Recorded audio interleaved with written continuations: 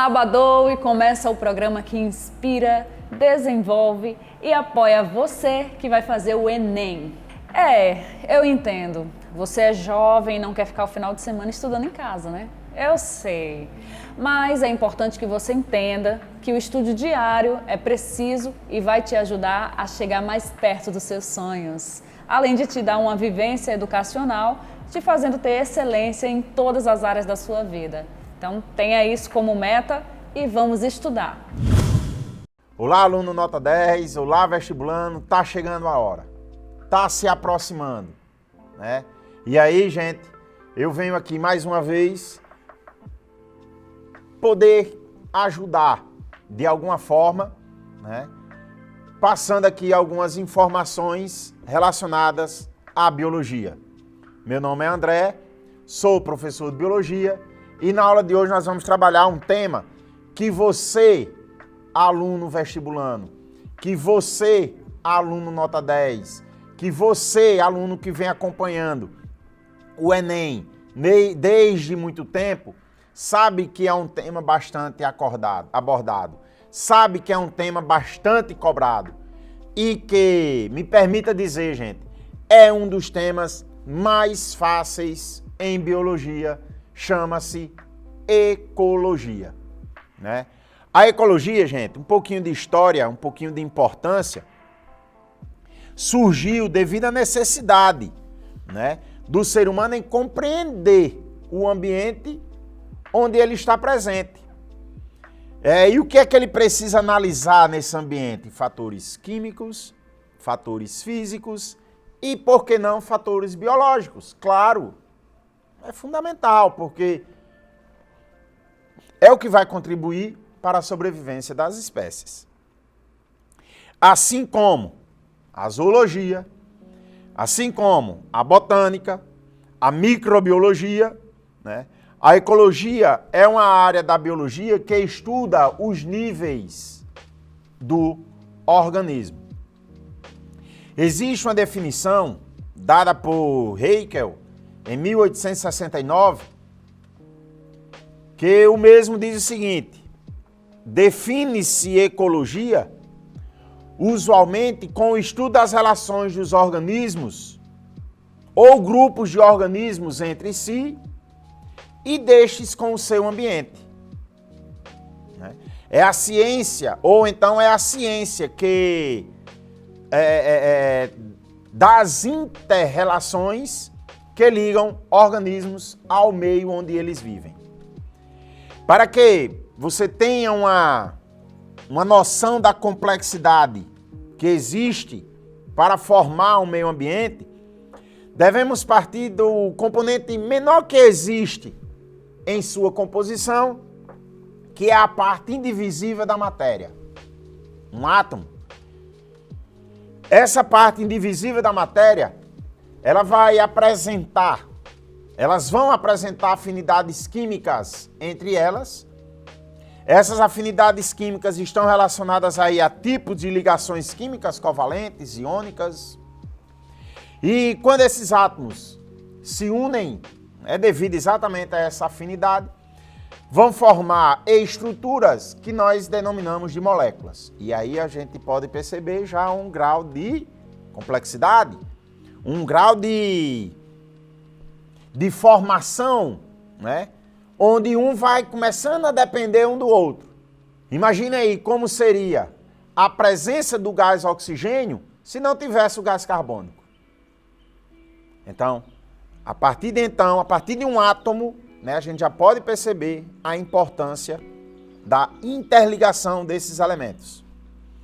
Essas moléculas vão se unir e formar essas estruturas numeradas que vocês estão vendo, que nós chamamos de organelas celulares, que nada mais é que um maquinário da célula, tá bom, gente?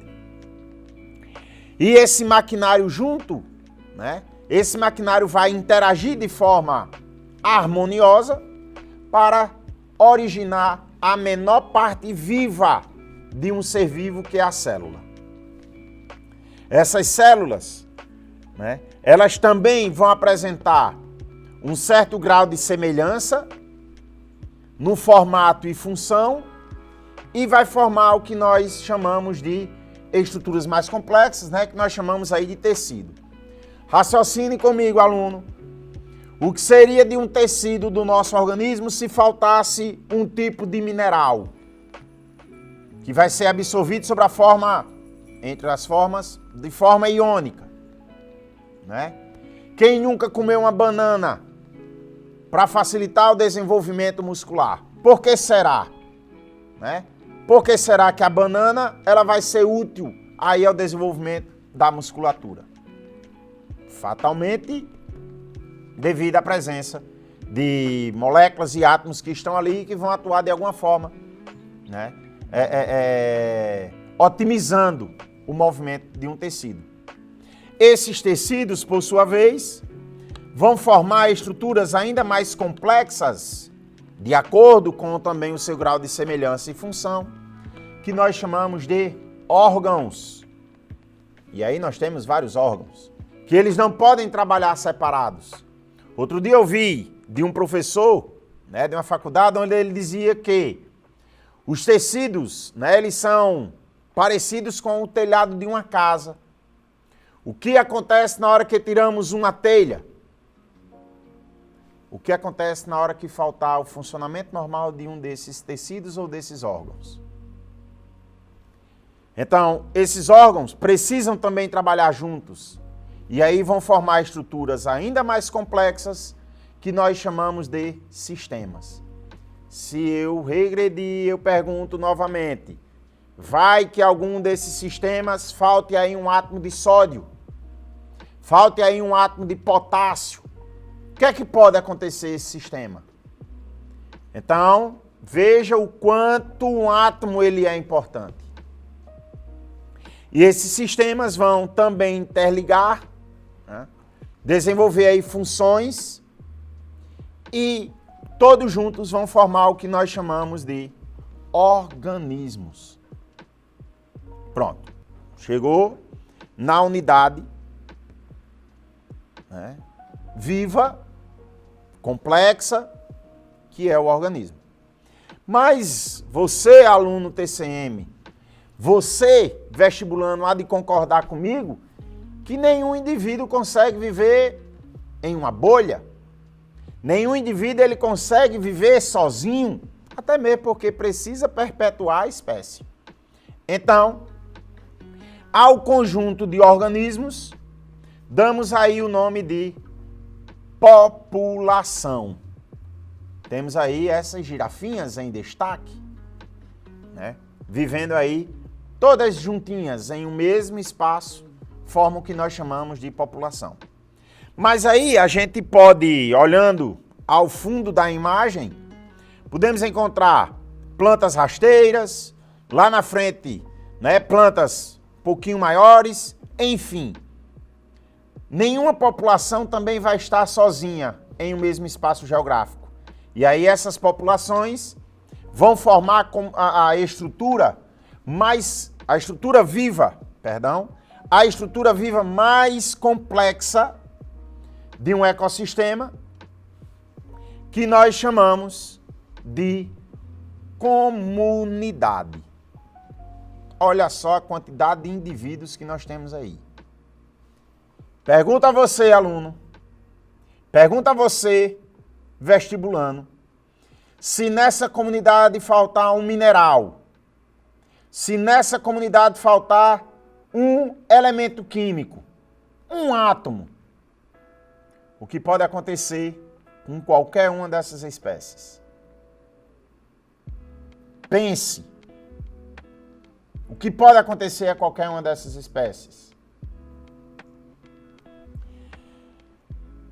E nessa comunidade, ela vai receber temperatura proveniente do Sol, a ausência de temperatura, é importante destacar também. Essa comunidade ela vai estar exposta à salinidade da água. Essa comunidade vai estar exposta à pressão imposta pelo local onde ela está presente, devido ao grau de profundidade. E essa comunidade ela também vai estar exposta a várias outras condições consideradas não vivas.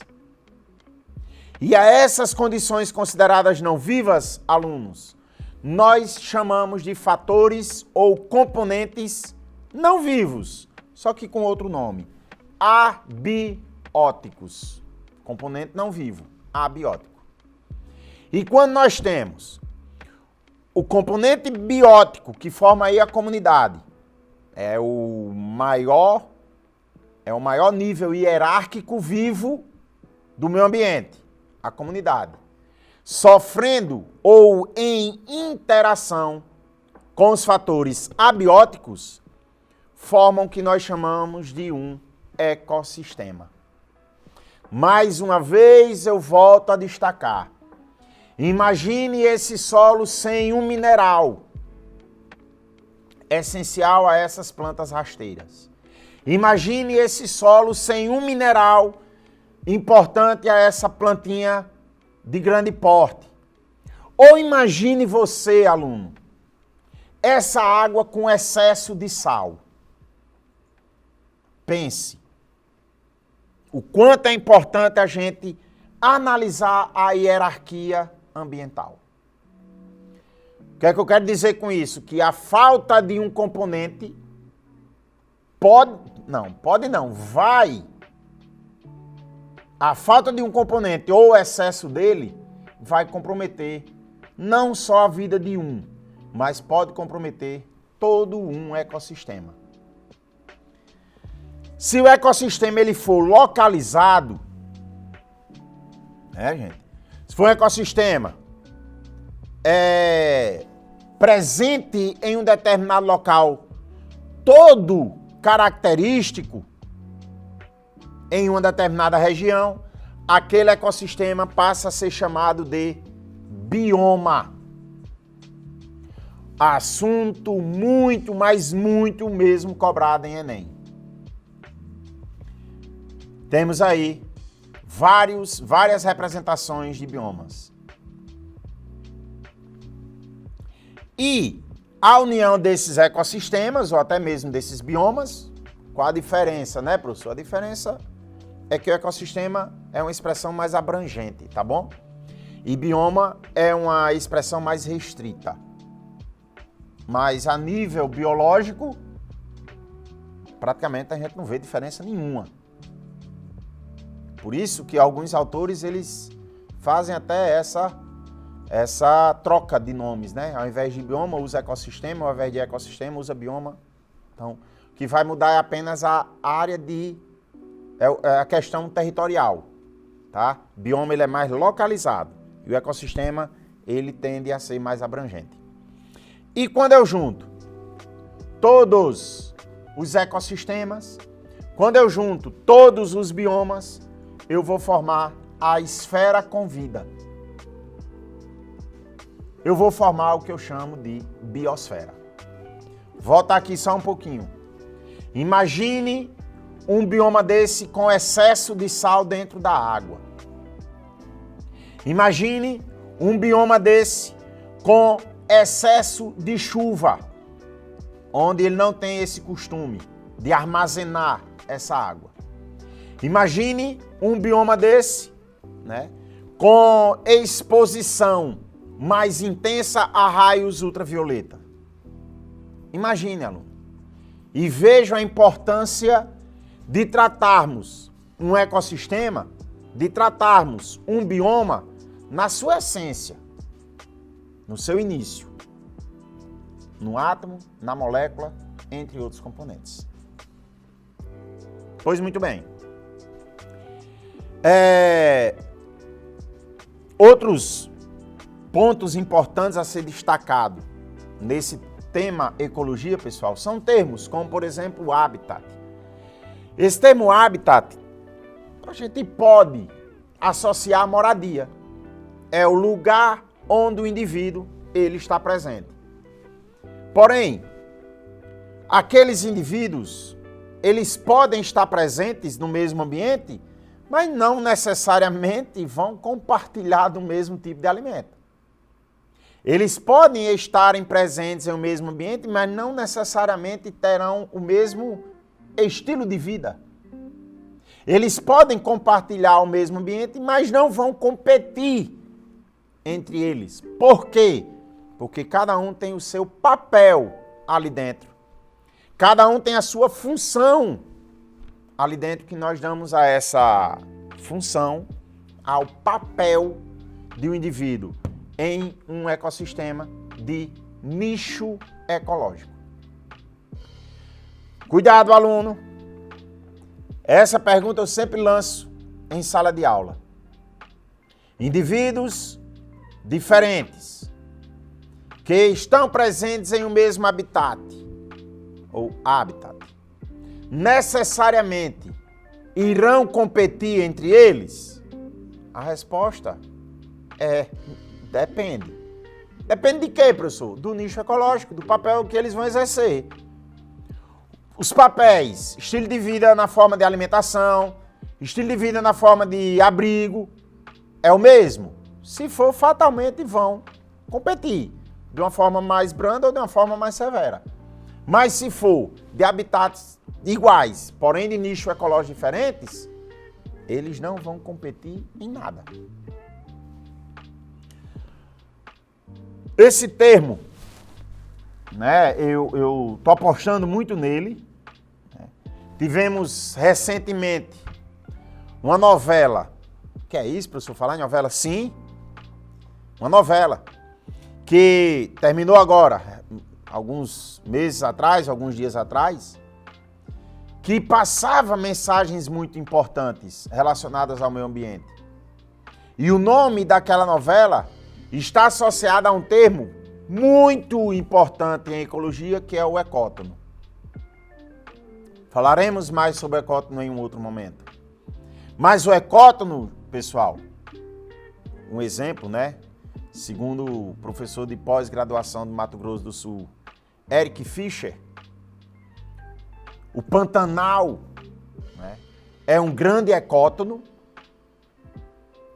E daí, né, a gente pode dar ênfase ao comentário do professor exatamente pela grande biodiversidade presente no local, que é uma característica típica do ecótono. E por que essa grande biodiversidade, professor? Porque o ecótono é uma fronteira. Fronteira esse, ou seja, é uma fronteira entre biomas distintos.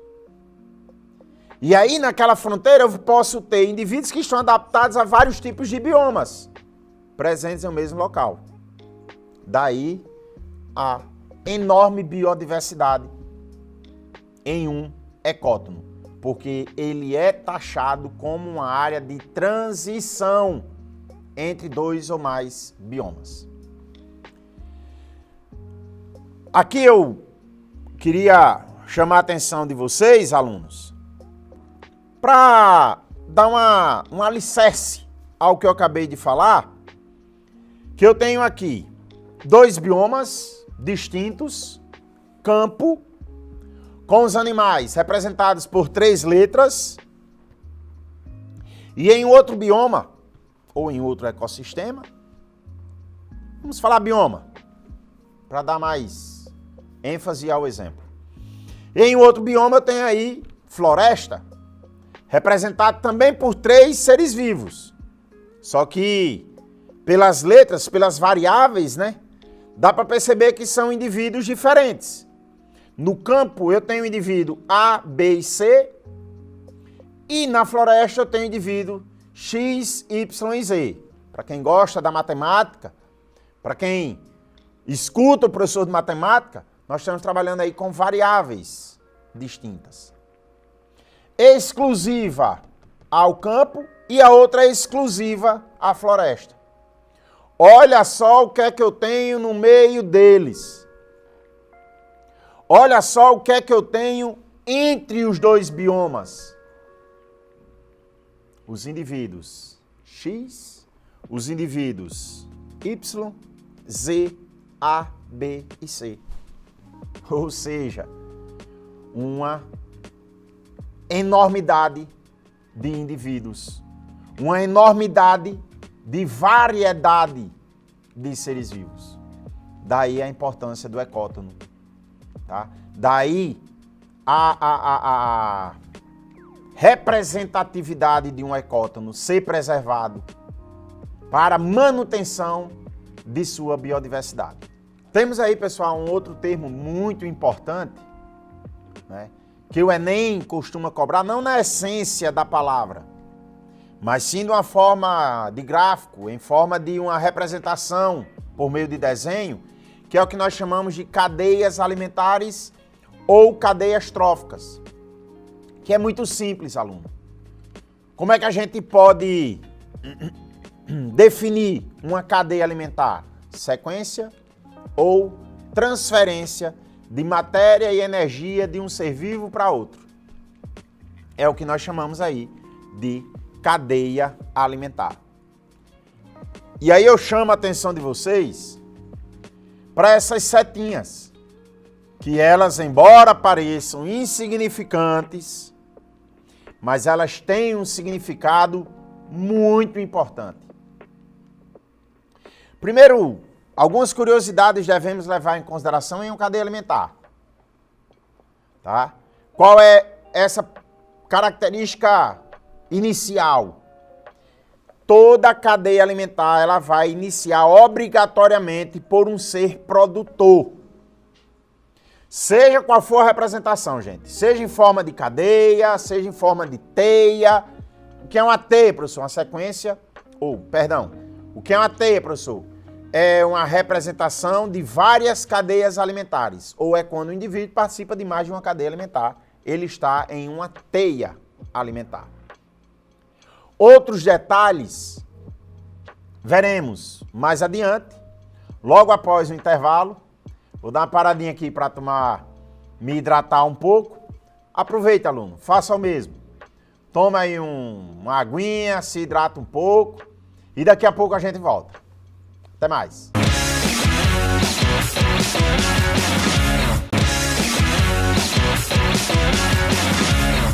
Olá, aluno. Estamos mais uma vez de volta, né?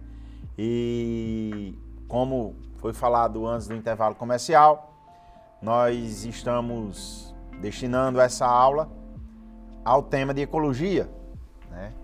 Como eu falei no início, é um dos temas mais cobrado, digamos assim, no Enem. E também antes do intervalo nós estávamos falando sobre a questão da cadeia alimentar, né? E naquela oportunidade foi passado algumas informações consideradas importantes, e a primeira delas estão relacionadas a essas setinhas, né? Não se empolguem com elas, cuidado que o Enem ele pode, de repente, né, fazer um critério seletivo baseado na atenção que você está tendo na questão, e basta que ele altere o sentido de uma seta aí para que você erre a sua resposta.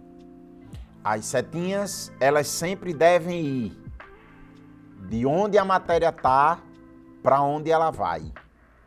A setinha ela deve sempre indicar onde está concentrada a energia, para onde ela deve ir. Outra dica que é também de grande importância, né, para você, aluno nota 10, para você, aluno vestibulando, é que sempre em uma cadeia alimentar, né, e aí eu vou retomar minhas palavras que nós tivemos, né, que eu falei aqui antes do intervalo comercial, sempre irá iniciar por um ser produtor. E aí esse ser produtor ele pode ser um fotossintetizante ou um quimiosintetizante. O interessante é que seja um que inicie o processo de produção de energia. Por isso aí eles serem chamados de seres produtores. E nesse caso nós temos aí, né, esse vegetal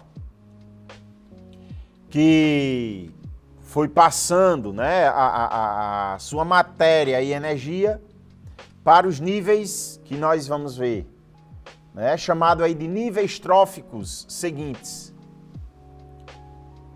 que serão representados por esses 3 animais, compondo o nível trófico chamado de consumidor, e todos eles estão com a setinha voltado para essa representação de um fungo, né? Tem aí só o corpo de frutificação, mas essa representação de um fungo que estaria enquadrado em um terceiro nível trófico, chamado de decompositor.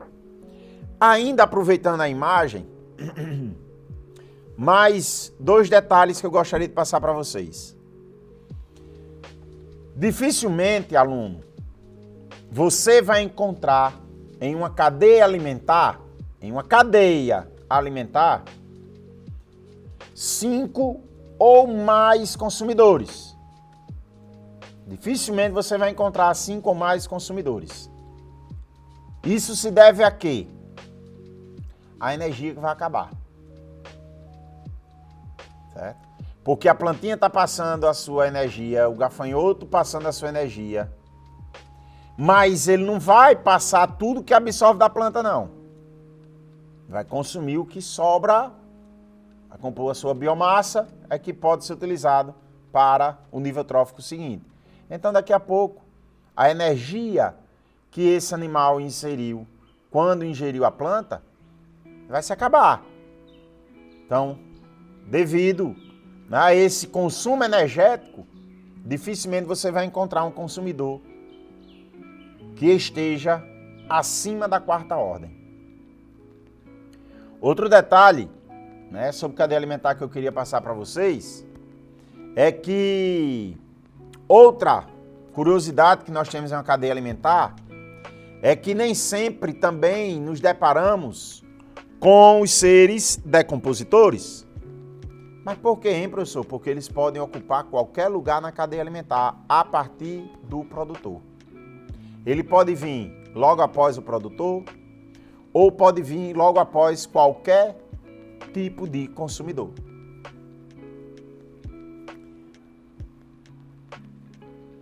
Falando em energia, né?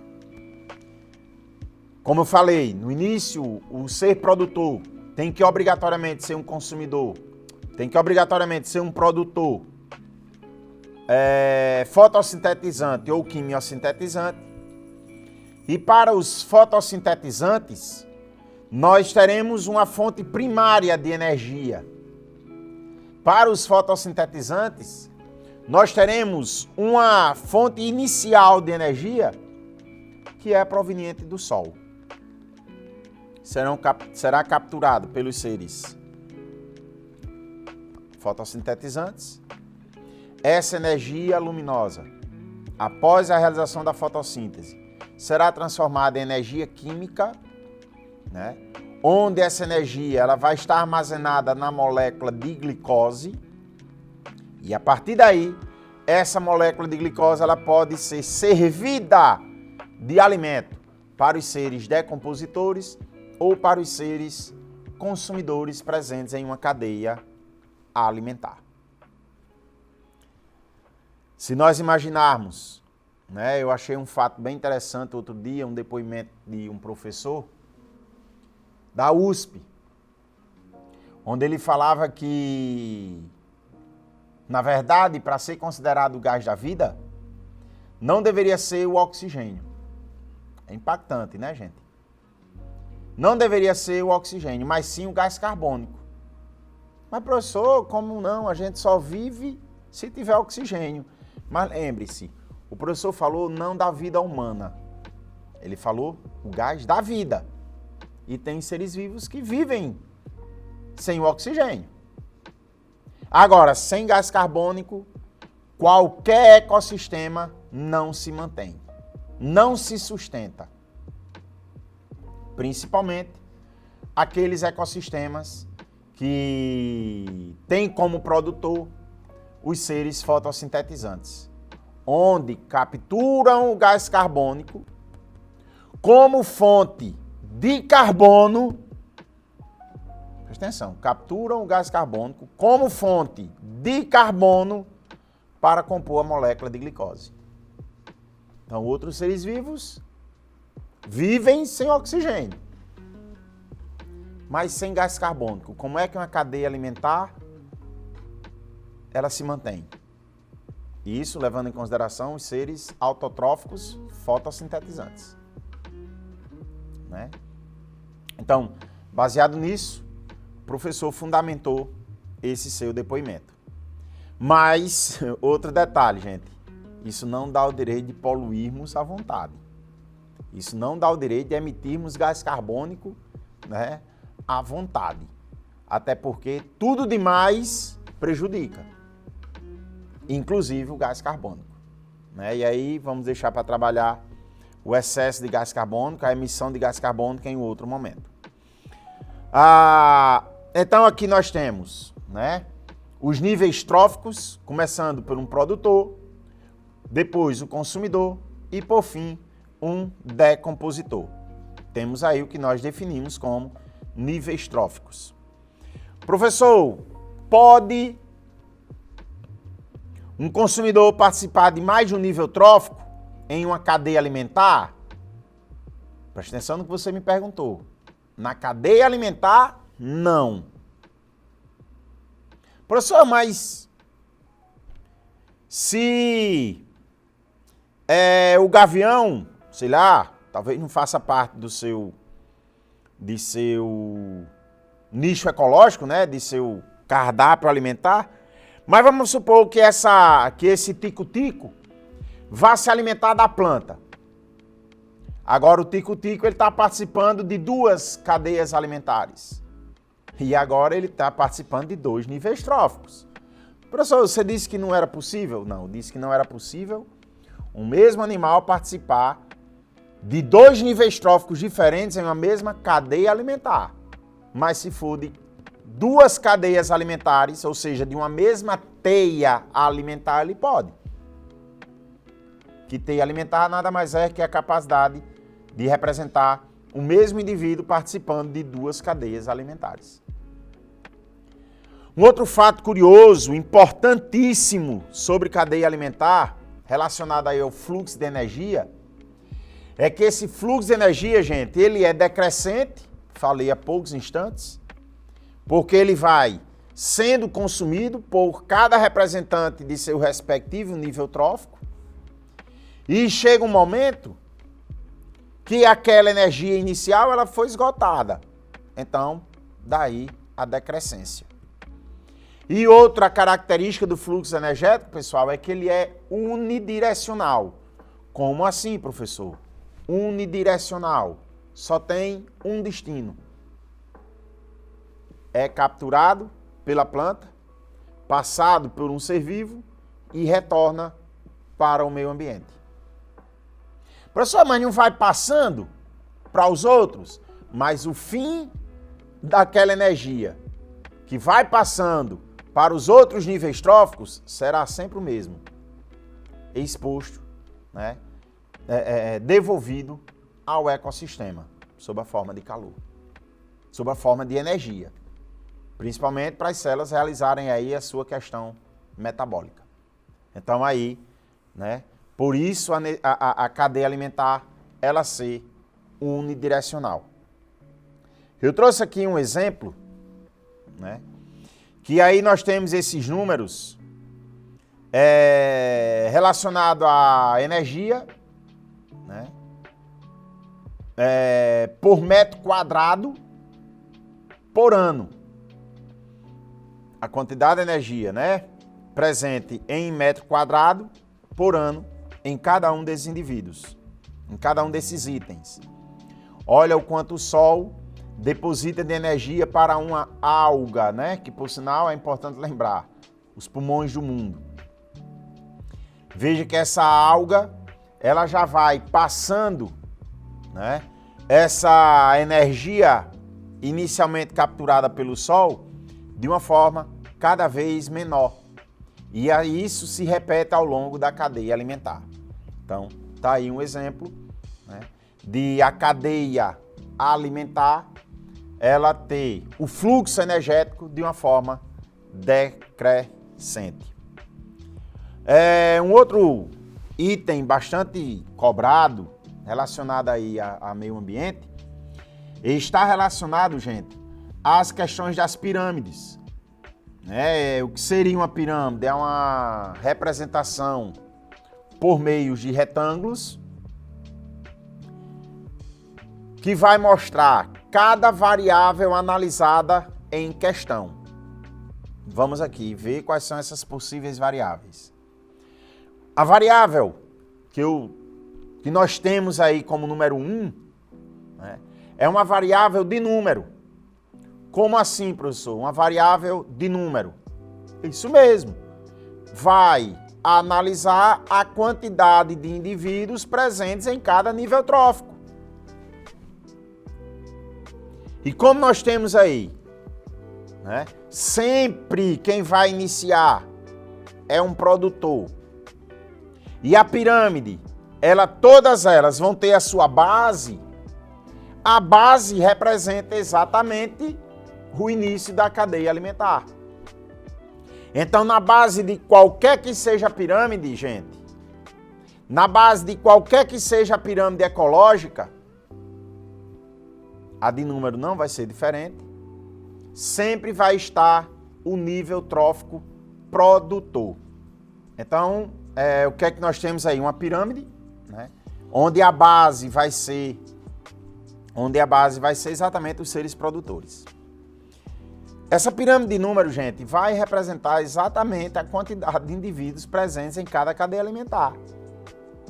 Se nós analisarmos aí essa pirâmide A, né, como ela é de número, fica claro que existe mais produtor do que o nível trófico seguinte, representado aí por esse azulzinho mais claro, que seria o que nós chamamos de consumidor de primeira ordem.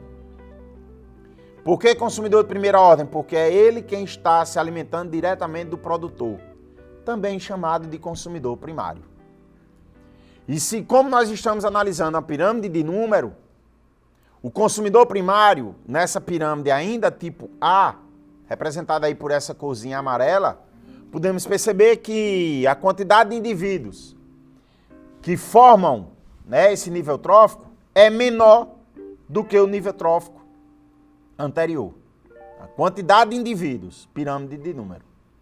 Em alguns casos, certo, gente? As pirâmides, elas podem ser invertidas. Onde eu tenho a base, um tamanho menor, né, que seriam os produtores, os consumidores primários, um tamanho maior do retângulo, que, de uma certa forma, eu vou dizer a você que não interessa você ter uma pirâmide, né, obrigatoriamente de um padrão desejado. O que interessa a você é saber que, como estamos nos referindo à pirâmide de número, o tamanho de cada um desses retângulos, o tamanho de cada uma dessas imagens que nós temos aí, está relacionado à quantidade de indivíduos. Tem uma relaçãozinha de pirâmide de número, né, gente? Que a gente pode fazer uma seguinte associação. Pode ajudar você lá no Enem. Em uma pirâmide de parasita e hospedeiro, normalmente nós teremos pouco hospedeiro para muitos parasitas. Associa aí um cachorro, um pet. Quantos carrapatos podem ter em um mesmo cachorro? Quantos carrapatos podem ter em um mesmo gato? Então nós teremos um número reduzido relacionado ao hospedeiro e um número mais abrangente relacionado ao parasita. Então, essa pirâmide, ela vai ser uma pirâmide invertida. O contrário, certo? Que pode também ser utilizado aí como um ponto de início de raciocínio para a resolução de uma questão, é a relação entre predador e presa. Né? Que aí não podemos usar como via de regra, mas em alguns casos, o predador ele tende a ser maior do que uma presa. Para frente. Temos aqui uma pirâmide de biomassa, que está relacionada à quantidade de energia presente em um indivíduo, né? Quantidade de energia presente por área de um indivíduo. Essa pirâmide de biomassa invertida, gente, porque eu tenho muito medo de generalizar, mas eu tô para dizer a você que se você encontrar uma pirâmide invertida relacionada à biomassa, você pode, sem generalizar, mas muito provavelmente essa pirâmide está se referindo a um ecossistema marinho onde, tá, nós teremos na base os fitoplânctons, que são as estruturas que vão iniciar, né, aí a cadeia alimentar. E por fim, né, relacionado a esses tipos de pirâmides, nós temos a pirâmide de energia. Esta jamais pode ser invertida. Não, professor, peraí. Você disse que não gostava de generalizar, mas nesse momento eu vou abrir a exceção. Pode generalizar. Pirâmide de energia, ela jamais pode ser uma pirâmide fora dos padrões normais de uma pirâmide.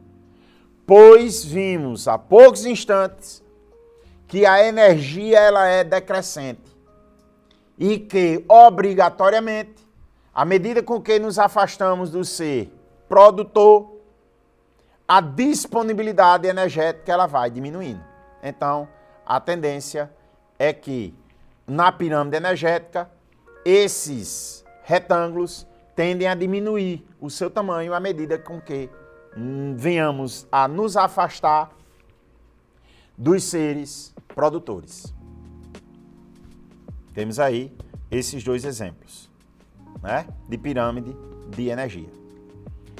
Bom, gente, então para finalizarmos com chave de ouro, eu trouxe essa questãozinha para que possamos, né, discutir um pouco de uma forma global essa questão relacionada aí, de uma forma geral, essa questão aí voltada para ecologia.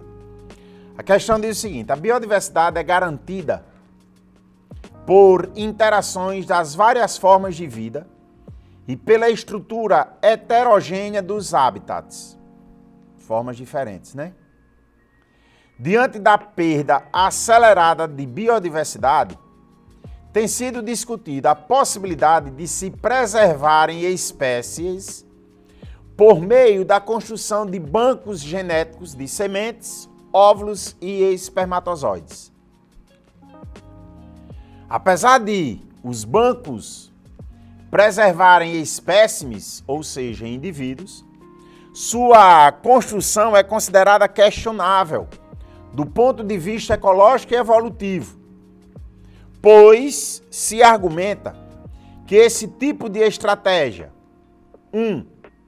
não preservaria a variabilidade genética das populações.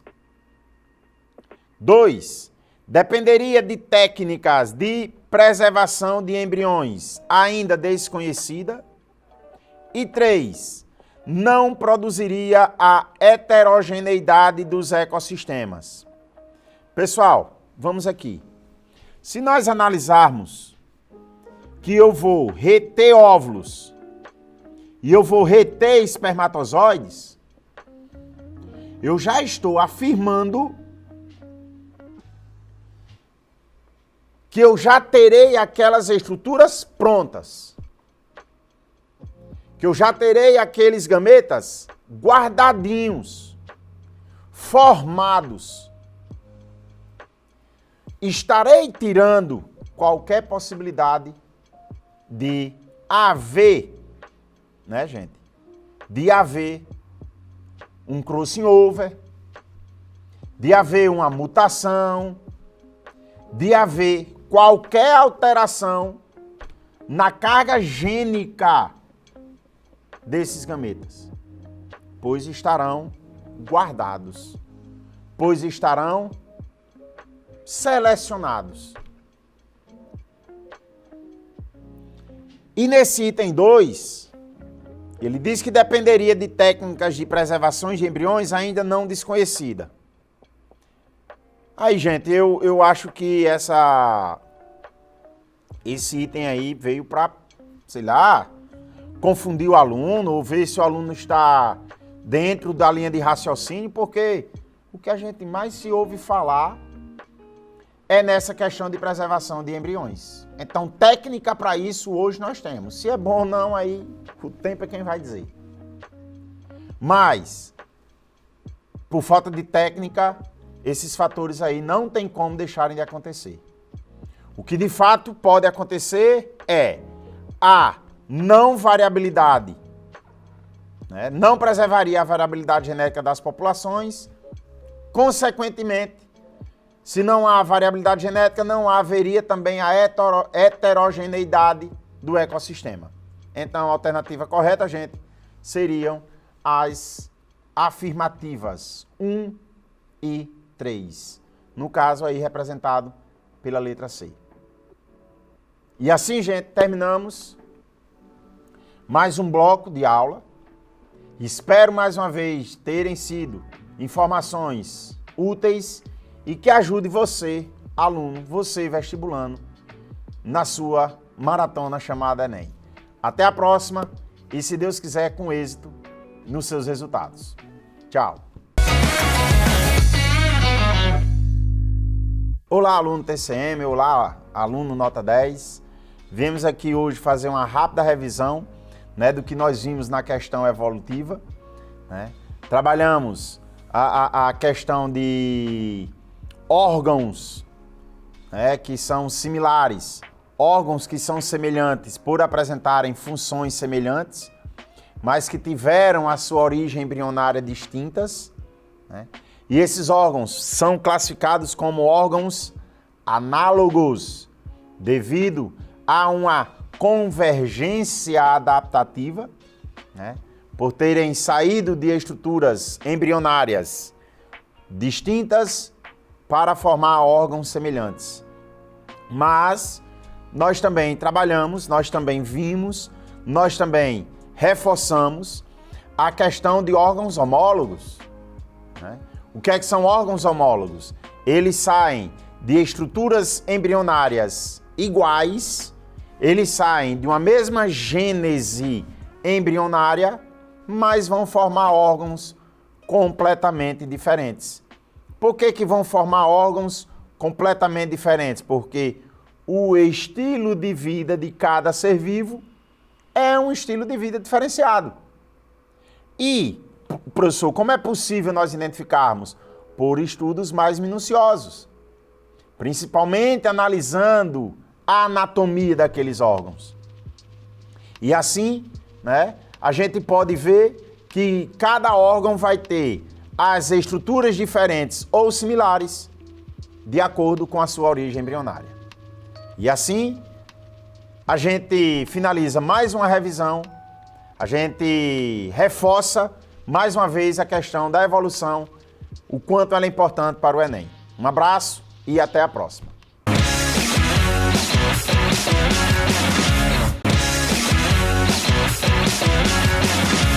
Eu espero de verdade que, além das aulas do Nota 10, você esteja diariamente tirando um tempo para focar nos estudos. Força, porque todo esse sacrifício vai ser muito válido e estudar vai passar a ser um hábito. As aulas vão se tornar muito mais interessantes e você estará fazendo a prova do Enem como se estivesse fazendo um exercício de tarefa de casa. Imagina só isso aí. Mas é com esforço que a gente chega lá. Então vamos! Só vamos. Caminha, estuda. E aí, pessoal, tudo bem com vocês? Vamos aqui para mais uma aula de matemática, professor Bruno Barbalho. E na aula que a gente parou, em matemática, comentamos o conteúdo de probabilidade E vimos o quê? Vimos que a probabilidade, ela envolvia você expressar as chances de alguma coisa acontecer, certo? Nunca você tinha certeza, no caso você só tem que expressar as chances, ou seja, a probabilidade daquela determinada coisa acontecer, certo? E aí nós vimos que a probabilidade era envolvida o quê? O número de casos favoráveis sobre o total de casos, certo? Trabalhamos aí também a presença do conectivo OU, que envolvia aí no caso a soma de probabilidades, e hoje vamos trabalhar outros tópicos envolvendo conteúdo de probabilidade, certo? Então aí nossa última aula envolvendo conteúdo de probabilidade. E hoje, vamos aqui para a tela, vamos trabalhar aqui o conteúdo de probabilidade condicional, certo? A própria já fala, a gente vai ter no caso aqui uma condição para expressar o cálculo de probabilidade, certo? Então aqui, ó, a probabilidade de ocorrer um evento A, sabendo-se que já ocorreu o evento B, é. Então perceba que nessa frase a gente conseguiu perceber o quê? Conseguiu perceber que nós temos aqui uma informação privilegiada. A gente já sabe, no caso, que ocorreu o evento B e vamos expressar a probabilidade do evento A acontecer, certo? Aqui nós temos a fórmula, né? A fórmula diz o seguinte, ó. A probabilidade de ocorrer o evento A, dado que já ocorreu o evento B, é igual à probabilidade de A, interseção B, sobre a probabilidade de B. Mas aqui vamos perceber o seguinte, que essa fórmula aqui vai ser mais uma fórmula que a gente pode deixar aí no caso de lado e trabalharmos com a lógica desse cálculo de probabilidade, certo? Então, em todos os problemas do Enem, normalmente você vai trabalhar sempre envolvendo o quê? Envolvendo a lógica nesse tipo de questão do que a fórmula. Mas vamos aqui para o exemplo, que a gente vai conseguir perceber isso aqui de uma maneira melhor. A questão fala o seguinte, ó. Uma urna contém 15 bolas numeradas de 1 a 15. Retira-se uma bola ao acaso e vê-se um número que é maior que 6, né? Qual a probabilidade desse número ser múltiplo de 3? Então perceba aqui o seguinte, ó. Você vai tirar uma bola, só que nesse caso você já sabe o quê? Você já sabe que o número ele é maior do que 6. E a probabilidade que você quer expressar é o quê? São os números que são múltiplos de 3, certo? Então aqui nós temos duas maneiras de fazer esse cálculo. A primeira aqui vai ser envolvendo a redução do espaço amostral e a segunda a gente vai trabalhar com o uso da fórmula, certo? Só que mais uma vez vamos trabalhar com a prioridade em relação a não utilizar a fórmula, certo? Primeiro aqui eu vou mostrar o uso da fórmula. No final a gente vai trabalhar todos os cálculos que envolvem probabilidade condicional sem o uso da fórmula, certo? Apenas reduzindo o espaço amostral. Então vamos aqui, ó. Primeira coisa é o quê? É o evento que a gente quer obter, que é o quê? O número ser múltiplo de 3. Vem pra cá, ó. Vamos pegar aqui o evento A, que vai ser o quê? Os múltiplos de 3. Vamos aqui, ó. Quais são os múltiplos de 3 de 1 a 15? Você vai ter aqui o 3, 6, 9, 12 e o número 15, né? Então aqui, ó, você tem aqui, em relação ao evento A, um total de 5 elementos. Perceba que para a fórmula você não quer essa probabilidade, certo? Então vamos já ver aqui, no caso, o evento B, né? O evento B é justamente o evento que já aconteceu. Ou seja, você sabe que o número é maior do que? Maior do que 6. Então todos os números que são aí, nesse caso, maiores que 6. Você vai ter aqui, nesse caso, 7, 8, 9, 10, 11, 12, 13, 14, 15 e no caso... fechando aqui no 15, né? Beleza. Então, nesse caso aqui, ó, o evento B, que é o evento que já aconteceu, que é o quê? Número maior do que 6. Aqui a probabilidade, então, desse evento acontecer vai ser um total de quê? Um total de 9 números. Então, a probabilidade do evento B acontecer vai ser um total de 9 números em 15 possibilidades, certo? E para fechar aí, no caso, a aplicação da fórmula, eu tenho que ver aqueles elementos que estão nos dois conjuntos. Ou seja, que tanto está, no caso, sendo múltiplo de 3, como também é maior do que 6. Nesse caso, você vai ter aqui os números 12 e o número 15. Então, aqui, ó, a probabilidade, nesse caso, com os números 12 e 15, de acontecer aí, nesse caso, esse evento, vai ser a probabilidade de 2 em um total de 15 possibilidades, certo? Beleza? Fez aqui no caso essa probabilidade. Opa, pera aí, ó. Esquecemos um aqui, não foi? Um elementozinho aqui, o primeiro, ó. O primeiro que foi o 9. Espera aqui. Vamos voltar aqui, só para testar se vocês estão atentos mesmo. 9, 12 e 15, né? Os elementos que estão aí nos dois eventos. Ou seja, a probabilidade de A interseção B vai ser o quê? 3 chances em um total de 15. Então, ó, você tem a probabilidade dos dois eventos acontecendo aí ao mesmo tempo e, no caso, a probabilidade daquele evento que já aconteceu. E aí agora você vai o quê? Aplicar apenas na fórmula, né? A fórmula fala aqui o seguinte, ó. A probabilidade do evento A acontecer, dado que já aconteceu o evento B, vai ser o quê? Primeiro, a probabilidade aqui 3 sobre 15, sobre o quê? Sobre a probabilidade do evento que já aconteceu, que foi o quê? 9 sobre 15. Perceba aqui que as duas frações, elas estão aqui sobre 15. Então, você vai poder aqui, nesse caso, simplificar e ter apenas 3 nonos, ou simplificando aqui, no caso, 1/3, certo? Então, assim, mais uma vez, lembra o seguinte, aqui a gente tem a aplicação da fórmula, no numerador você vai ter a probabilidade daquilo que acontece nos dois eventos, e no denominador você vai ter aquela probabilidade que já aconteceu, do evento que já aconteceu, que era, no caso, o número ser maior do que 6. Mas beleza, perceba que aqui é uma rigorosidade matemática, muitos cálculos, e a gente vai evitar isso, né? A gente vai trabalhar aqui, no caso, pela lógica da redução do espaço amostral, certo? Então vem aqui comigo, ó. Percebamos o seguinte, primeira coisa que a gente sabe é que o espaço amostral, ele é composto por um total de 15 elementos. Então, ó, número de elementos do espaço amostral, um total de 15 elementos, certo? Só que aí você tem uma informação privilegiada. Você sabe que saiu aí um número que é maior do que 6. Ou seja, o seu espaço amostral você tem certeza que não tem um número, por exemplo, 1, 2, 3, 4, 5 e o 6. Então, ó, tem 6 elementos que não fazem parte agora do seu espaço amostral, certo? Porque lembra que o espaço amostral, o conceito de espaço amostral é o quê? O conjunto de todos os resultados possíveis, certo? Então aqui, quais são os resultados possíveis? Apenas aqueles que ainda têm chance de sair.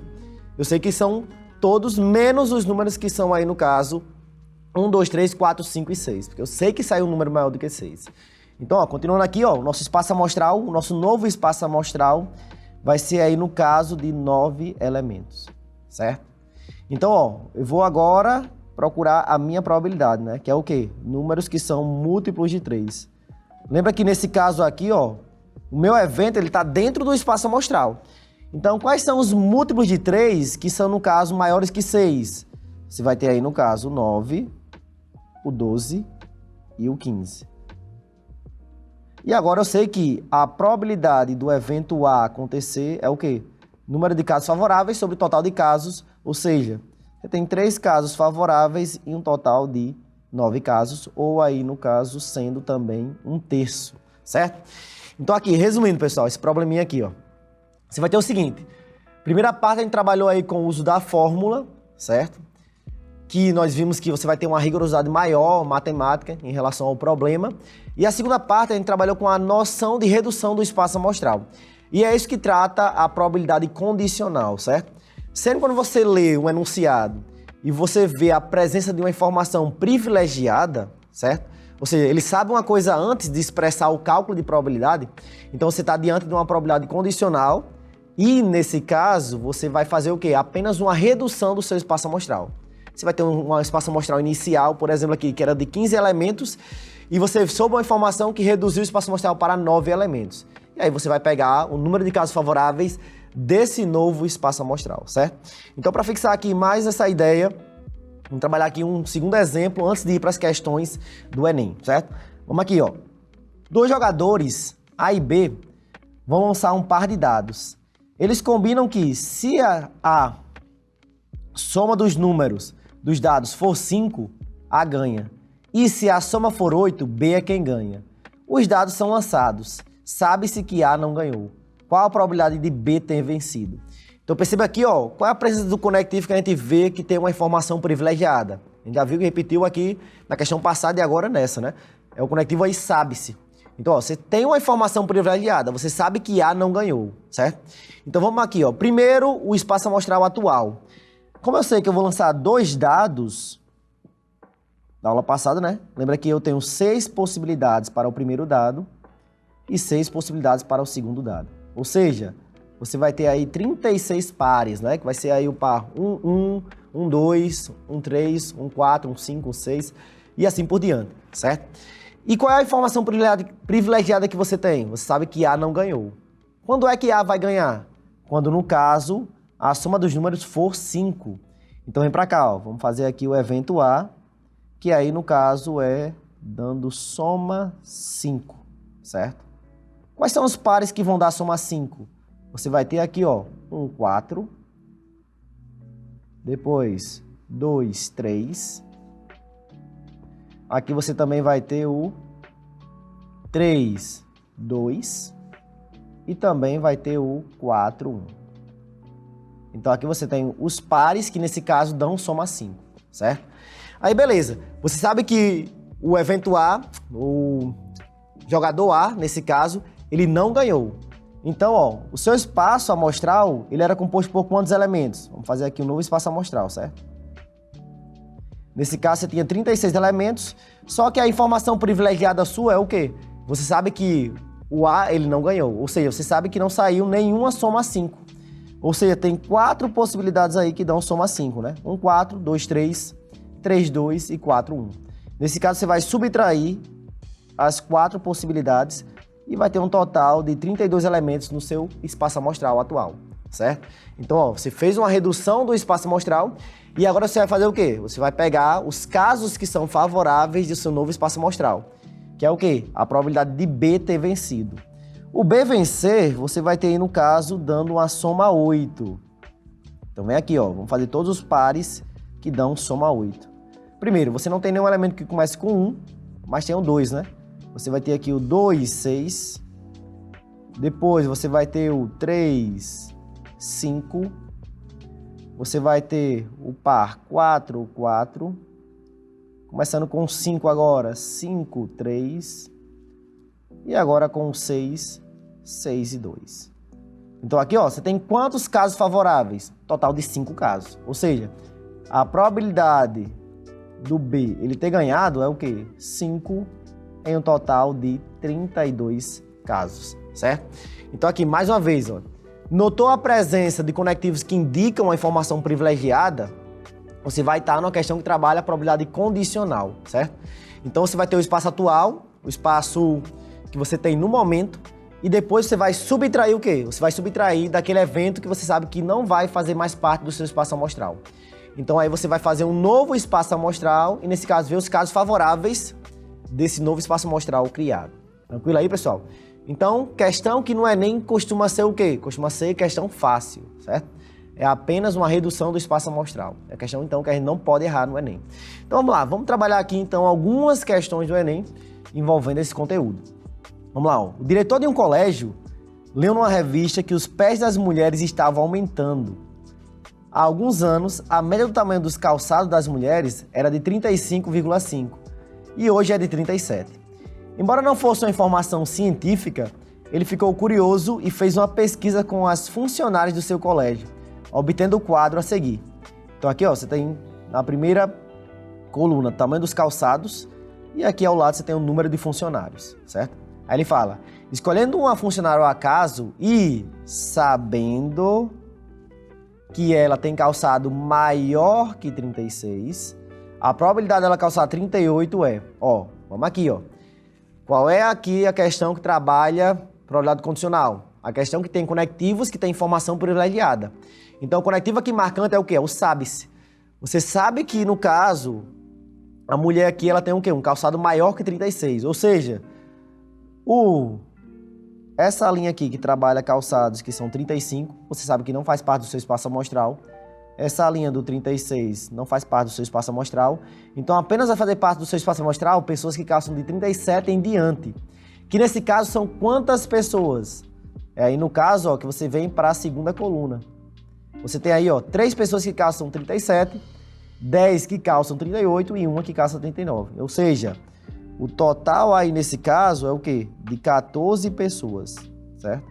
E aí o que é que você quer obter? Pessoas que calçam 38. Quantas pessoas calçam 38? Tá aqui, ó, 10 pessoas. Então aqui você vai ter 10 sobre 14, apenas isso. E nesse caso aqui, simplificando, já que você não tem nenhuma alternativa que dá isso, ó, por 2 você vai ter o quê? 5 sétimos. E aí você vai chegar na alternativa letra D, certo? Então, questão facílima no Enem, certo? Notou que é probabilidade condicional, vai reduzir o espaço amostral e ver quais são os casos favoráveis daquele novo espaço amostral, certo? Vamos aqui fazer mais uma. Questão do Enem 2014. Fala o seguinte, ó, vamos lá. Para analisar o desempenho de um método diagnóstico, realizam-se estudos em populações contendo pacientes sadios e doentes. 4 situações distintas podem acontecer nesse contexto de teste. Paciente tem a doença e o resultado do teste é positivo. Paciente tem a doença e o resultado do teste é negativo. Paciente não tem a doença e o resultado do teste é positivo. Paciente não tem a doença e o resultado do teste é negativo. O índice de desempenho para a avaliação de um teste diagnóstico é a sensibilidade, que é definida como a probabilidade de o resultado do teste ser positivo se o paciente estiver com a doença. O quadro refere-se a um teste diagnóstico para a doença A, aplicada em uma amostra de 200 indivíduos. Então aqui tem pessoas que têm, no caso, doença A, coluna presente, coluna do ausente. E ele fala o seguinte, conforme o quadro do teste proposto, a sensibilidade dele é de quantos por cento aqui nesse caso? Pessoal, nessa questão aqui, ó, ele dá um conceito de sensibilidade lá no início, né? Ele fala aqui, ele quer a sensibilidade. O que é o conceito de sensibilidade? Ele fala aqui no início. É, no caso, a probabilidade do teste ser positivo se o paciente estiver com a doença. Ó, partícula si lá do português é o quê? É uma partícula condicional, né? Então aqui não utilizou a partícula sabe-se e o si aqui nesse caso é de condição. Nesse caso, qual era a condição? Era o paciente ter a doença. Então vamos pegar aqui, ó, denominador, redução do espaço amostral, né? Inicialmente a pesquisa tem o quê? Tem, no caso, 200 indivíduos. Só que aqui é só as pessoas que têm a doença. Vem aqui na coluna aqui, ó, dos presentes. Aqui você vai ter presente, que deu 95 positivo e 5 negativo. Lembra que aqui vai ser, então, um falso negativo, né? Porque a pessoa tem a doença. Então, pessoas que têm a doença, 95 mais 5, você vai ter 100 pessoas que têm aí, no caso, a doença, certo? Das pessoas que têm a doença, o que é que ele vai querer obter? O resultado que deu aí, no caso, positivo. Ou seja, você vai ter aí 95 sobre 100. Isso aí vai dar o quê? 95%, né?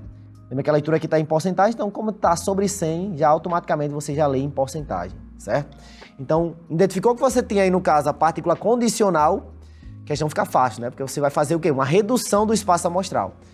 Antes você tinha aí, no caso, 200 e a condição era ter a doença. Então você reduz o espaço amostral apenas para os doentes, que vai dar aí um total de 100 pessoas. E aí você obtém o que você quer daquele total, que é o quê? No caso, o resultado ser positivo, certo? Então, ó, questão fácil no Enem, obrigação de acertar, sempre questões como essa, né? Vamos ter aqui, ó, última questãozinha para a gente ir para o próximo tópico, Enem 2017. Um laboratório está desenvolvendo um teste rápido para detectar a presença de determinado vírus na saliva. Para conhecer a acurácia do teste, é necessário avaliá-lo em indivíduos sabidamente doentes e nos sadios. A acurácia de um teste é dada pela capacidade de reconhecer os verdadeiros positivos, presença de vírus, e os verdadeiros negativos, ausência de vírus. A probabilidade de o teste reconhecer os verdadeiros negativos é denominada de especificidade, definida pela probabilidade do quê? Do teste resultar negativo, dado que o indivíduo é sadio. O laboratório realizou um estudo com 150 indivíduos e os resultados estão no quadro abaixo. Então tem aqui a coluna dos doentes, coluna dos sadios, e ele pergunta, considerando os resultados apresentados no quadro, a especificidade do teste da saliva tem valor igual a quanto? E aqui, ó, os valores estão decimais, né? Probabilidade, você lembra que dá para colocar também na forma decimal, após montar a fração e dividir. Então aqui, ó, mais uma vez, leu a questão, viu aqui uma informação privilegiada, que é o quê? um conectivo que trabalha a condição, que é nesse caso dado pelo conectivo dado, ó, que o indivíduo é sadio. Ou seja, qual é a condição? O indivíduo ser sadio, certo? Então aqui, ó, vocês vão ter, no caso, quantos sadios? O total da pesquisa é 150, né? Mas vamos reduzir o espaço amostral apenas para os sadios, que é, no caso, dado na coluna 3 aqui, ó, 90, que vai ser o total. Então, no denominador você vai ter 90. E o que você quer procurar dos sadios? Aqueles que dão resultados negativos. Ou seja, o cara é sadio e dá negativo. É um verdadeiro negativo, né? Ele não tem a doença. E aí, nesse caso, deu negativo quantos? 80. Então, você vai ter aqui 80 sobre 90. Simplificando aqui, você vai ter aproximadamente 0,89, certo? Então, assim, ó, se você comparar essa questão com a passada, o que é que você aqui vai ter em questão? A passada foi do Enem 2014 e aqui foi do Enem 2017. Perceba que a lógica da questão ela foi a mesma, né? Você tinha um conceito que era definido na própria questão, que na questão passada era sensibilidade e aqui era especificidade. E ele perguntava o quê? Qual era essa sensibilidade ou qual era essa especificidade, certo? E aí você precisava voltar na questão para ver a definição desse conceito, que era uma probabilidade. Para a primeira questão, a probabilidade ela tinha um conectivo se, que mostrava a condição, que era a pessoa, no caso, ter a doença, né? E aqui era o conectivo dado, que era a pessoa também aqui, no caso, ser sadio. Então, ó, depois que você identificava a presença do conectivo que trabalhava a condição, você reduzia o seu espaço amostral para aquele grupo, certo? Tinha um grupo maior e agora, no passado era ter a doença e nessa questão era o quê? Ser sadio. Após isso, você ia fazer o quê? Você ia ver o que a questão pedia desse grupo montado, novo, né? Essa redução. Que nesse caso era o quê? Era o resultado do teste ele ser negativo, certo? Então, identificando isso, você vai montar a fração. Probabilidade, lembra que ela pode estar o quê? Em fração, pode estar em porcentagem, ou pode estar aqui na forma decimal, como a gente viu aqui nesse problema, certo? Então, questão aí, sempre que você via o presença do conectivo que trabalha a condição, você vai estar numa questão de probabilidade condicional e você vai reduzir o seu espaço amostral. Tranquilo, pessoal? Então, assim, ó, lembrando que, como você percebeu, era em 2014 e era em 2017, as questões elas se repetem, né? Então, vale muito a pena você fazer aí, no caso, as questões do Enem passado, certo? Já que você vai ter lógicas parecidas. Beleza? Vamos fechar aqui esse primeiro quadro e no próximo quadro a gente vai trabalhar produto de probabilidades e probabilidade complementar, certo? Então não saia daí, vai beber uma água e logo mais vamos voltar aqui com a aula de matemática. Tranquilo? Nos vemos já.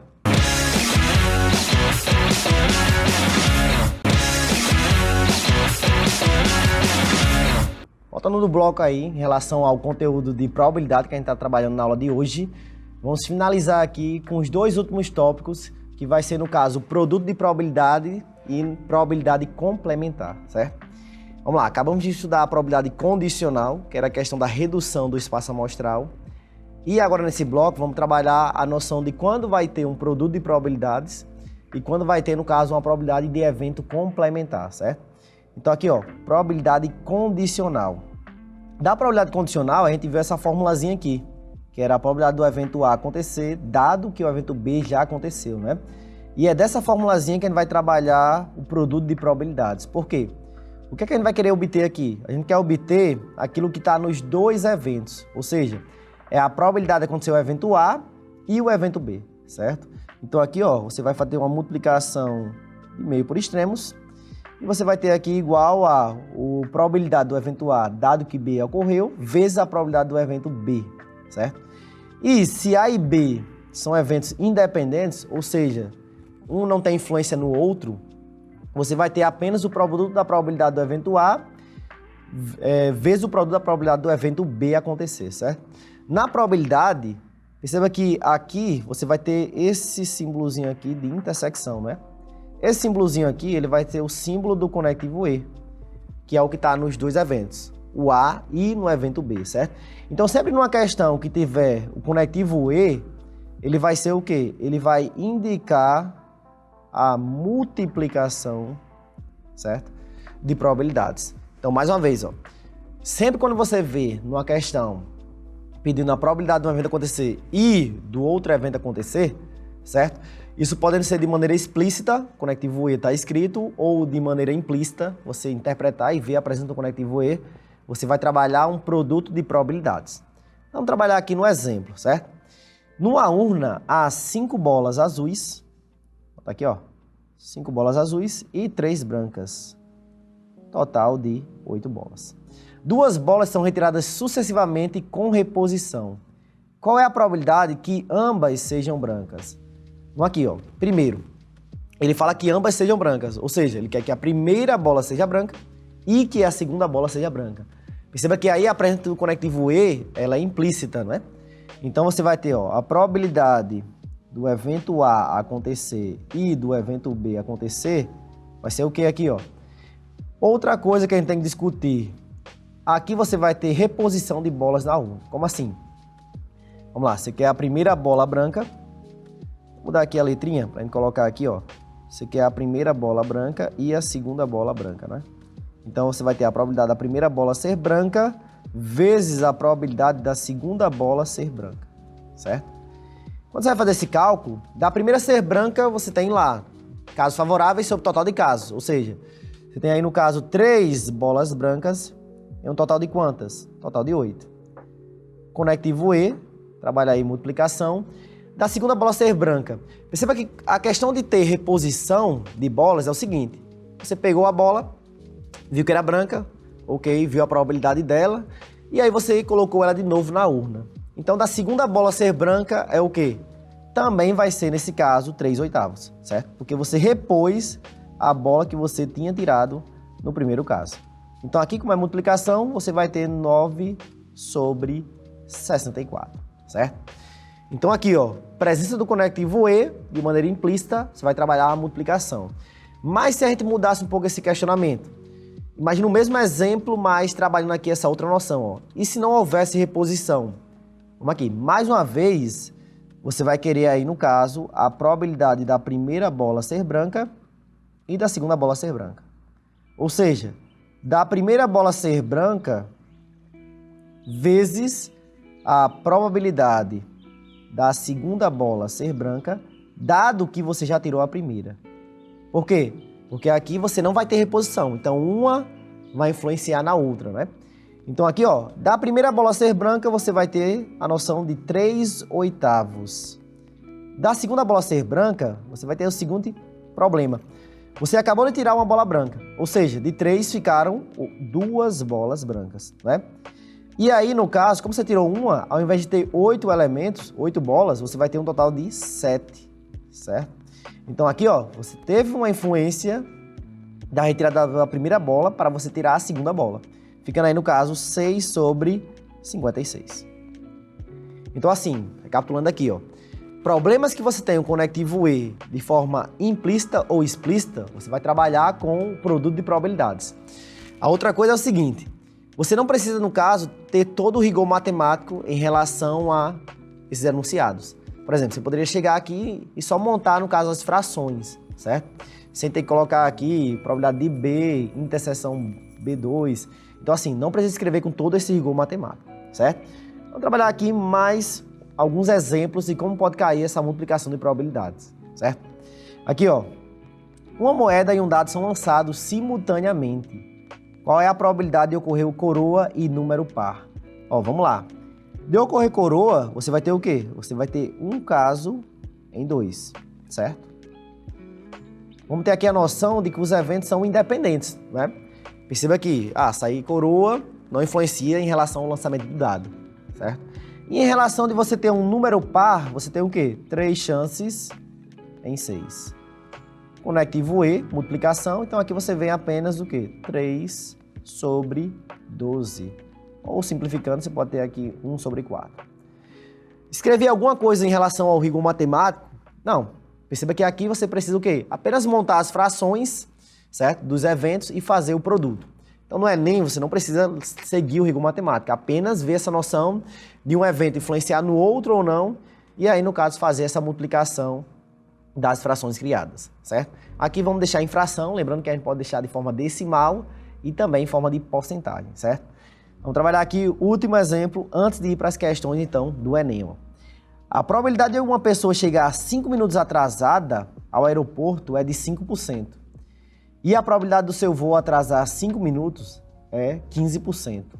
Qual é a probabilidade da pessoa chegar atrasada, mas não perder o voo? Vamos lá. Esse tipo de questão aqui é um tipo de questão que costuma cair todo ano no Enem, certo? Para você resolver esse cálculo de probabilidade, você vai ter que primeiro montar uma frase para conseguir expressar essa probabilidade, certo? Então aqui a questão diz o seguinte, ó.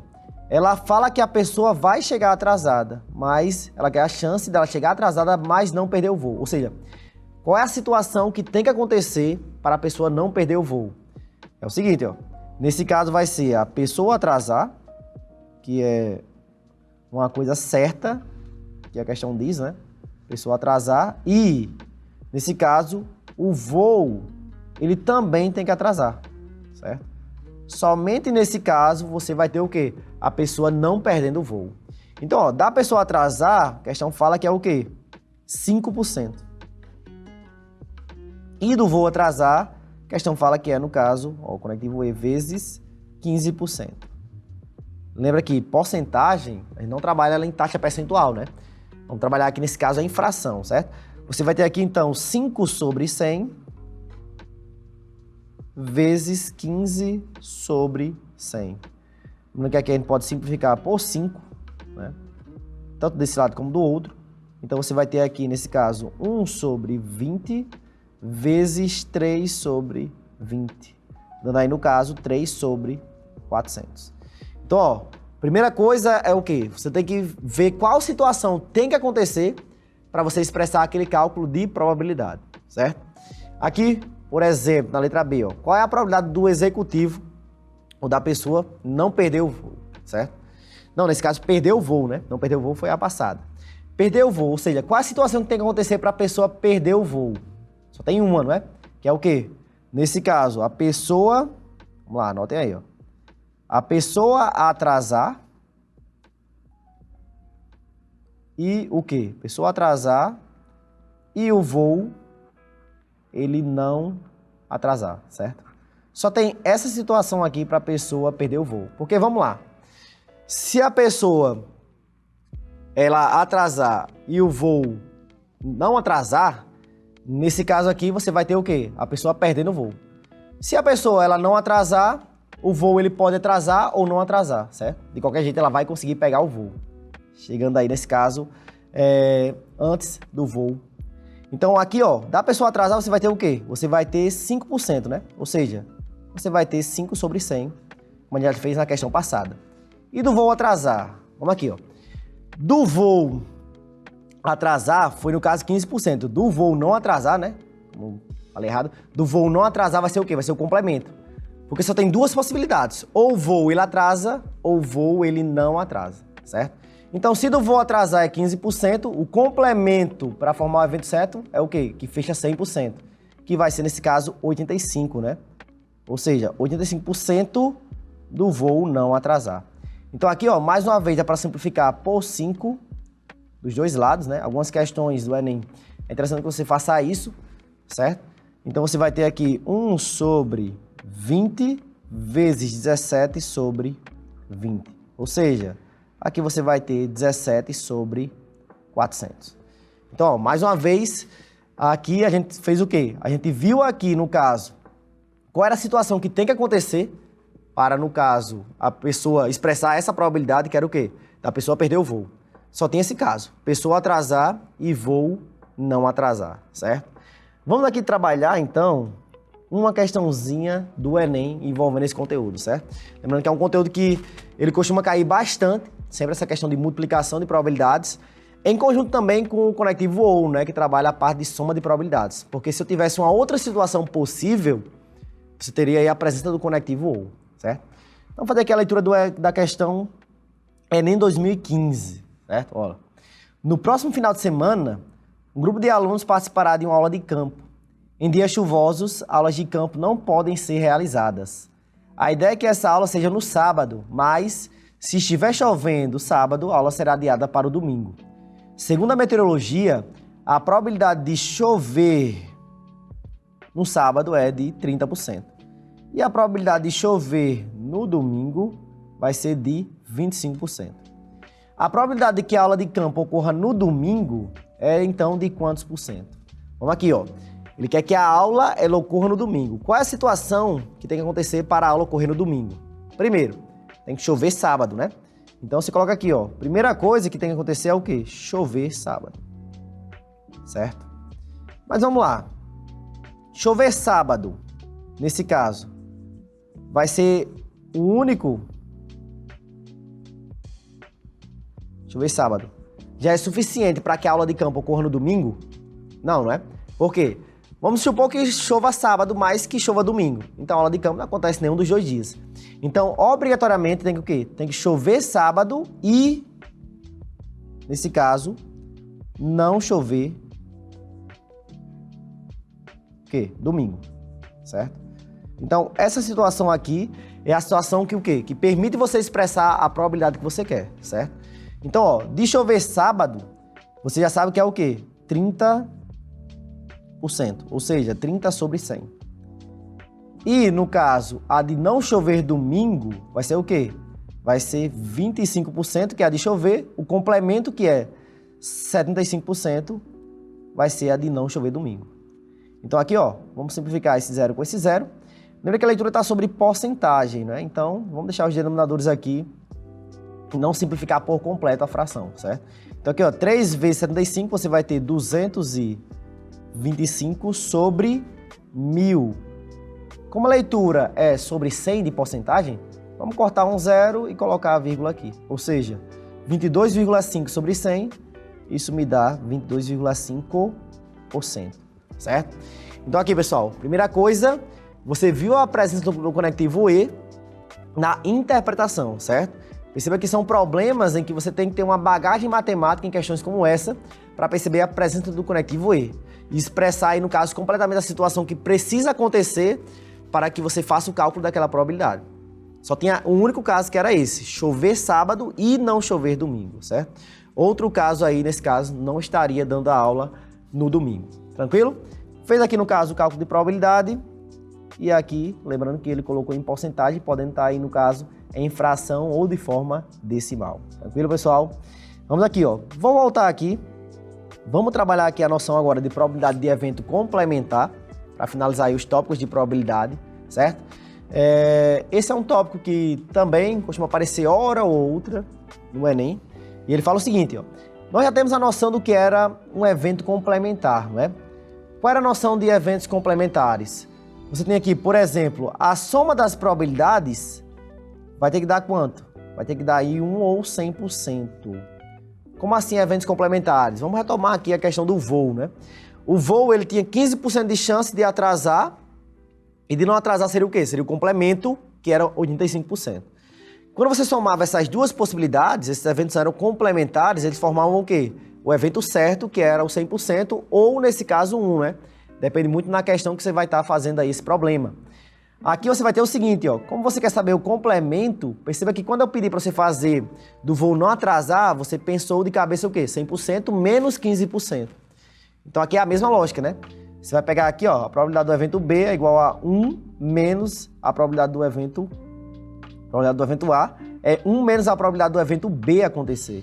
Então aqui você vai subtrair de 1 ou 100% de acordo com a questão trabalhar em porcentagem ou não, certo?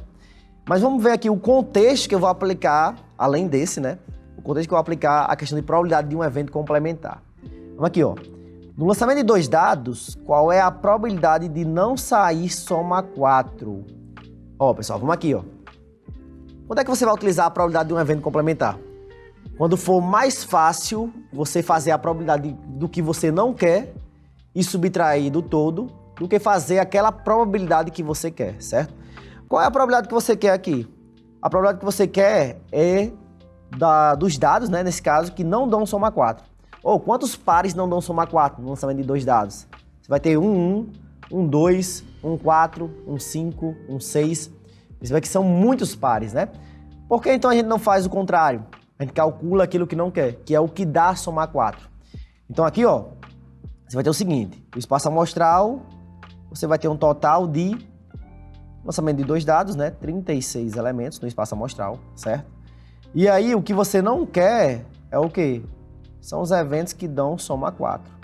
Ou quais são os pares que dão soma 4? Você vai ter aqui 1, 3, 2, 2, 3 e 1. Então, ó, você tem 3 pares que não dão soma 4. Então aqui, nesse caso, você sabe o quê? Você sabe que a probabilidade do evento A somada com a probabilidade do evento B acontecer, tem que dar quanto? Tem que dar 1. E, então, para saber o complemento, a probabilidade do evento B, ele vai ser o quê? 1 menos a probabilidade do evento A acontecer, que é o quê, ó?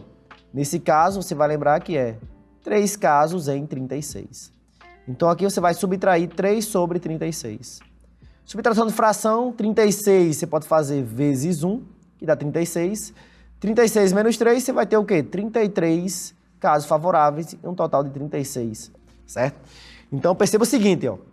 Foi muito mais fácil fazer aquilo que eu não queria, que era dar soma 4 e subtrair do todo, do que fazer aquilo que eu queria, certo? Então é nesse contexto que você vai ter questões que envolvem probabilidade de um evento complementar. Tranquilo, pessoal? Mas aqui tem alguns conectivos que às vezes indicam a presença da probabilidade do evento complementar. Que aqui é o que está na questão 2, ó. Seguinte, lança uma moeda 3 vezes sucessivamente. Qual é a probabilidade de sair pelo menos uma cara? Vamos aqui, ó. Pelo menos, ele dá uma noção o quê? Dá uma noção de no mínimo, né? Então, ó. No mínimo uma cara. Vamos tomar aqui cara por C e coroa por K, certo? Nesse caso, vamos trabalhar aqui com espaço amostral de quantos elementos? Você vai ter aí 2 possibilidades para a primeira moeda, 2 para a segunda, 2 para a terceira, total de 8 elementos no espaço amostral, certo? E como ele fala no mínimo uma cara, você vai ter aí alguns casos, né? Vamos enumerar aqui alguns. Você pode ter aí no caso cara, cara, cara, cara, cara, coroa, cara, coroa, cara. Perceba que aqui você tem uma lógica de permutação, né? Você vai ter muitos casos se for fazer a ideia de no mínimo uma cara, certo? Então, eu vou fazer o contrário, né? Vamos fazer aquilo que não pode ter, que é o quê? Não sair cara. Ou vamos lá, só tem um evento que não sai cara, que é o quê? Quando sai coroa, coroa, coroa. A probabilidade desse evento acontecer, então, é o quê? É 1 chance em 8. Como eu quero aí, no caso, o evento complementar, eu sei que a probabilidade do evento A somada com a probabilidade do evento B dá 1. O complemento vai ser o quê? A probabilidade do evento B vai ser igual a 1 menos o evento A, que é 1/8. E aqui, essa subtração de fração, eu vou ter 8, que multiplica 1. 8 menos 1 aqui no final, 7/8. Você vai ter aí, no caso, então, 7 casos favoráveis em um total o quê? Em um total de 8 casos, certo? Então, resumindo aqui o que a gente viu até então, pessoal. Vamos lá. Primeiro, vou pegar aqui um slidezinho em branco para a gente trabalhar aqui o que a gente trabalhou em relação à probabilidade, certo? Nós vimos a probabilidade inicial, só um resuminho, não estou fazendo aqui a questão, certo? Nós vimos aqui a probabilidade, que era o quê? Era o número de casos favoráveis sobre o quê? Sobre o total de casos. Depois nós vimos que o conectivo OU representava a soma de probabilidades e o conectivo E, ele determinava aí, no caso, a multiplicação de probabilidades. Depois trabalhamos a noção de probabilidade, que era o quê? Condicional. O que era a noção de probabilidade condicional? Ela trabalhava a redução de um espaço amostral, né? Então a ideia aqui é redução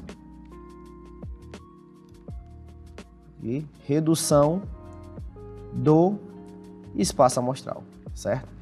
E por fim, lembrando aqui que tem uns conectivos, né?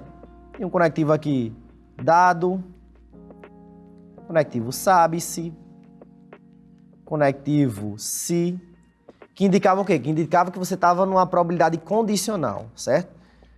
E por fim, nós trabalhamos o quê? Probabilidade complementar, né? A probabilidade complementar, a ideia é o quê? A ideia é fazer aquilo que você não quer e subtrair do todo. E a formulazinha era o quê? A probabilidade do evento A somada com a probabilidade do evento B isso dava o 1 ou, no caso, o 100%. Certo? E aí você isolava o valor, né? A probabilidade de B seria igual a 1 menos a probabilidade do evento A. Tranquilo? Então aqui, ó, recapitulando o que a gente trabalhou em probabilidade, certo? Lembra que probabilidade é um conteúdo importantíssimo para o Enem. São vários tópicos, eu sei que realmente a gente viu muita coisa, viu muitas fórmulas, só que pega esse resumo aqui que eu criei para vocês agora, ó, que vocês vão trabalhar o quê? Vão trabalhar em cima daquilo que é necessário vocês lembrarem para o Enem, certo? Agora é o quê? É lembrar desses tópicos, desses conectivos. Perceba que praticamente vocês só tem uma fórmula, né? Que é o quê? Número de casos favoráveis sobre o total de casos. Conectivo OU, você vai ter soma. Conectivo E, você vai trabalhar a multiplicação, certo? Probabilidade do evento complementar, você vai ter a noção de redução. Do evento condicional, né? Do complementar, você vai ter a noção de querer aquilo que você não quer subtrair do todo. Então, pega esses tópicos e agora pratiquem as questões. Tranquilo, pessoal? Então, nos vemos aí na próxima aula com um novo conteúdo. Bons estudos! E aí, pessoal? Professor Bruno Barbalho, professor aqui de Matemática do Nota 10, certo? Essa dica aqui vai para você que está na reta final, agora para o Enem, que você estudou o ano todo, certo? Ou até para aquelas pessoas que pegaram nessa reta final, nossas aulas, e aí está correndo atrás do prejuízo. Aí vamos aqui, ó. A dica é o seguinte, questão de revisão, certo? Nós temos que fazer o seguinte, revisar o quê? Conteúdos, primeiramente conteúdos fáceis da prova. Falando aqui em relação à matemática, certo? Você vai pegar aquele material de revisão que você fez, mapa mental, resumos, post-its. Então, esses mapas mentais vão ajudar o quê? Você pega esses mapas mentais, vê brevemente a teoria e vai diretamente para as questões, certo? Lembrando que aqui são as questões do quê? Conteúdos fáceis de matemática primeiro. Vai ter o quê? Função afim, geometria plana, espacial. Você vai ter aí também estatística, razão e proporção. Então, esses conteúdos que são aí, que pega uma maior parte da prova de matemática aí do Enem, certo? Após pegar esse conteúdo, você vai trabalhar esse em cima de questões, né? Ver brevemente aquele resumo, vai para as questões. E aí vai, no caso, outra dica, né? Você vai ter todas as provas disponíveis do Enem, não só das aplicações regulares, como também da segunda aplicação, certo? No site do INEP. E aí você vai trabalhar o quê? Você vai pegar essas provas e vai responder as questões que já estão lá de matemática, certo? Por quê? A prova de matemática é uma prova que ela vai sempre se repetindo com a mesma lógica, as questões. Então é muito válido você fazer as questões anteriores ao Enem, que vai auxiliar você bastante nessa reta final. Então pegou esses conteúdos aí, em relação às suas revisões, vai aumentando a dificuldade, vai trabalhando as questões médias, as questões difíceis, certo? Para aquele grupo aí que já está dominando aí, no caso, as questões fáceis e médias da prova, certo? Ou para aquelas pessoas que realmente têm uma dificuldade, às vezes, em matemática, foca somente nas questões fáceis e nas questões médias. Tranquilo, pessoal? Então fica aí com essa dica e bons estudos. Até a próxima. Tchau, tchau. Agora você pode tirar um tempo para relaxar e fazer o que mais gosta. Porque você é um aluno nota 10, então você merece. Vai descansar e te vejo segunda-feira. Beijo! Tchau, tchau!